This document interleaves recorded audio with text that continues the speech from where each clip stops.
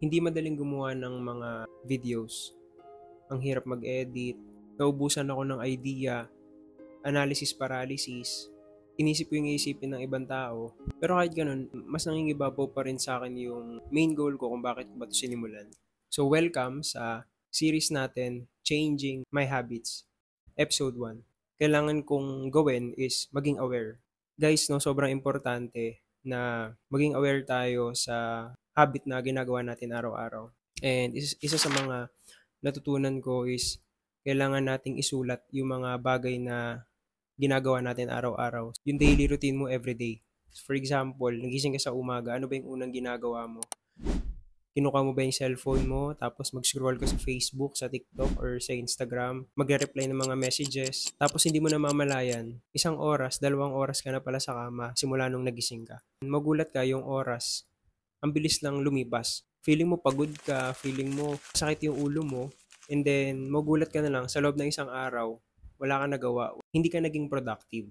Isa yan sa mga dahilan kung bakit nag-start ako ng channel ko. Dito, i-document ko yung mga bagay na ini-improve ko sa sarili ko. For the past 5 months, simula nung nag-stop ako sa business ko, before, nagbago yung habit ko. Lagi akong late gumising, hindi ko na tinatrack yung schedules ko, hindi na ako productive unlike before na productive ako palagi. Part din siya kasi feeling ko failure na ako, feeling ko wala na ako mararating. Buti na lang nakapag-reflect ako and ginising ko yung sarili ko sa sitwasyon na meron ako ngayon. Maraming nagbago simula nung nag-stop ako dun sa direct selling business ko. Pero marami din ako natutunan na alam ko at thankful ako na magagamit ko sa next step or sa next journey ng buhay ko. Kaya ngayon, I decided na gawin kong consistent yung pag-create ng content and mag-post ako daily sa Instagram and TikTok. Nung pumasok ako sa direct selling business, hindi ko siya planado or hindi ko alam na mapapasok pala ako doon. That time, isa sa mga na-realize ko is sobrang importante mag-start ng maaga kung meron kang goal na gustong makuha. Isa sa mga natutunan ko sa loob ng 5 years na ginawa ko yung direct selling business is consistency. Simula nang pumasok ako doon, 2019, araw-araw ko na siyang ginagawa. In 5 years, okay yung naging result. Akala ko na hindi ko magagawa, nangyari siya in 5 years. So, yun yung isa sa mga lesson na gustong i-apply dito sa pag-create ng content.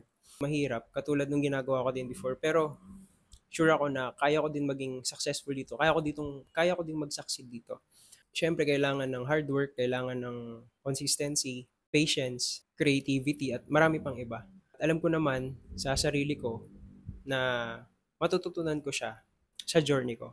Okay, at isa sa mga golden rule na natutunan ko doon, you don't have to be great to start, but you have to start to be great. Kung meron kang isang bagay na gustong gawin, simulan mo lang siya. Kahit hindi ka pa magaling, kahit wala ka pang idea doon, wala ka pang alam doon, basta sa puso mo, gusto mo siyang gawin, simulan mo. Kahit sa tingin ng iba, para ka lang pinagtatawa ng kanila, sobrang daming beses ko naranasan yon nung nagsisimula pa lang ako sa direct selling business. 1 to 2 years ko, ganun yung mga tao sa paligid ko. Pero nung pagdating ng third, fourth, fifth, nakita nila kung gaano kaganda yung naging result ng pag-workout ko sa business na yon. Sabi ko nga, hindi naman lahat ng business na pinapasok natin, umokay, yun na talaga. So, I believe dito ako dinala ni Lord para ituloy yung pangarap ko. Imposibleng walang maging result kung araw-araw mong ginagawa yung isang bagay. Yun yung mga golden rule na i-apply ko dito sa pag-create ko ng mga contents, pag-create ng mga videos na possible na pwedeng ma-inspire din kayo. And I hope meron kayo mukhang value at inspiration sa panonood ng mga contents ko. Yung like, comment, isa yun sa mga reason para tuloy ko itong ginagawa ko. And I'm very excited gumawa pa ng mga contents para makita ninyo kung paano ako mag-grow at kung paano ako ma-hit yung mga goals ko. Kung ikaw gusto mo rin simulan yung pagbabago ng habits mo, is first step, kailangan mong isulat yung mga bagay na ginagawa mo araw-araw, especially yung mga bagay na productive ka. So, kuha ka ng papel, isulat mo sa left yung mga bad habits mo, and sa right naman yung ipapalit mo dun sa bad habits mo na yun. Like for example, kung nagigising ka ng late, isipin mo, bakit ka ba nalilate? So, ibig sabihin, late ka natutulog. Pwede mong gawin, baguhin mo yung schedule mo, i-change mo ng maaga. So, matulog ka na maaga para gumising ka na maaga. Kasi, the more na gumigising ka ng maaga, the more na mas nagiging productive ka. I suggest start ka 8 or 9 a.m. yan. Hindi mo naman kailangan maging sobrang aga kasi depende naman yun sa'yo kung ano effective na routine para sa'yo. Kung nanonood ka ng mga videos na tingin mo, nauubos lang yung oras mo, hindi ka naman nakakakuha ng value, lagay mo yun, palitan mo siya ng reading books or pwede ka pa rin naman manood ng videos pero yung mga videos na ma-inspire ka, motivate ka na mag-hit ng mga goals and ayusin yung sarili mo. Isa din sa mga bad habits ko is yung mga fina-follow ko. Kailangan aware ka din doon sa mga fina-follow mo.